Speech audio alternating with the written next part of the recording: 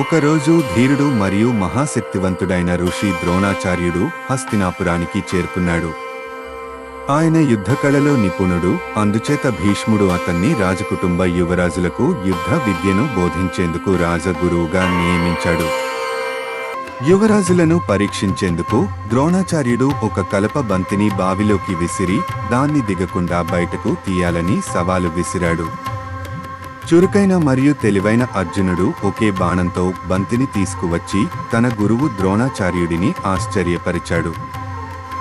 ద్రోణాచార్యుడు అర్జునుడిలో ఉన్న అసాధారణ ప్రతిభను గమనించి అతన్ని ప్రపంచంలోనే గొప్ప ధనుర్ధారి చేయాలని ప్రతిజ్ఞ చేశాడు. అతనికి ప్రత్యేక శ్రద్ధతో శిక్షణ అందించడం ప్రారంభించాడు. ఇది దుర్యోధనుడి మరియు అతని సోదరుల అసూయను రెచ్చగొట్టింది. ఒకరోజు ద్రోణాచార్యుడు ఒక చెట్టుపై చెక్క పక్షిని ఉంచి ప్రతి శిష్యుడిని దానిపై లక్ష్యం ఇంచమని కోరాడు. నువ్వు ఏమి చూస్తున్నావు అని అడిగినప్పుడు అర్జునును ఇంచి అందరూ ఆకాశం, కొమ్మలు మరియు చెట్టును చూశామని చెప్పారు. కాని అర్జునుడు మాత్రమే నాకు పక్షి కంటినే కనిపిస్తోంది అని చెప్పాడు. అతను బాణాన్ని విడిచిపెట్టగా అది అచ్చంగా లక్ష్యాన్ని గుద్దింది. దూరమైన అడవిలో ఏకలవ్య అనే గిరిజన బాలుడు ద్రోణాచార్యుని దూరం నుంచి గమనిస్తూ రహస్యంగా శిక్షణ పొందాడు. తన ప్రతిభను ప్రదర్శించినప్పుడు అర్జునుడికి పోటీ ఏర్పడుతుందనే భయంతో ద్రోణాచార్యుడు గురుదక్షిణగా ఏకలవ్య వేలిని కోరాడు. ఎలాంటి సంకోచం లేకుండా ఏకలవ్య తన భవిష్యత్ను త్యజించి తన వేలిని అర్పించాడు. భీముడు మరియు దుర్యోధనుడు తరచుగా పరస్పరం ఢీకొని తమ శక్తిని పరీక్షించుకునేవారు.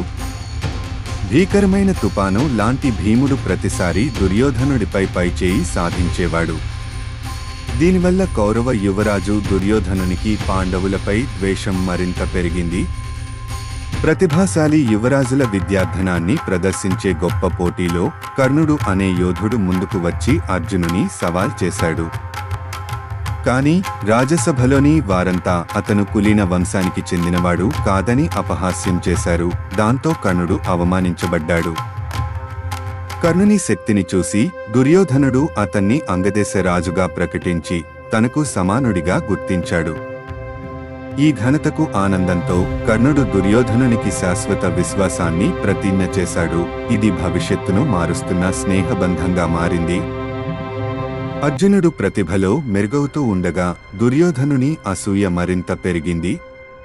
పాండవులను తన మార్గం నుండి తొలగించేందుకు అతను తన మామ శకునితో కలిసి కుట్ర రచించాడు. దుర్మార్గమైన యోజనకు పునాది వేశాడు.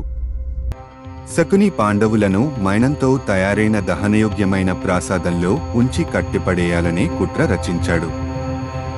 దుర్యోధనుడు వారికి రాజసికమైన విశ్రాంతి స్థలం అందజేస్తున్నట్లు నటించాడు. కానీ అసలు లక్ష్యం వారిని అగ్నిలో కాల్చివేయడం.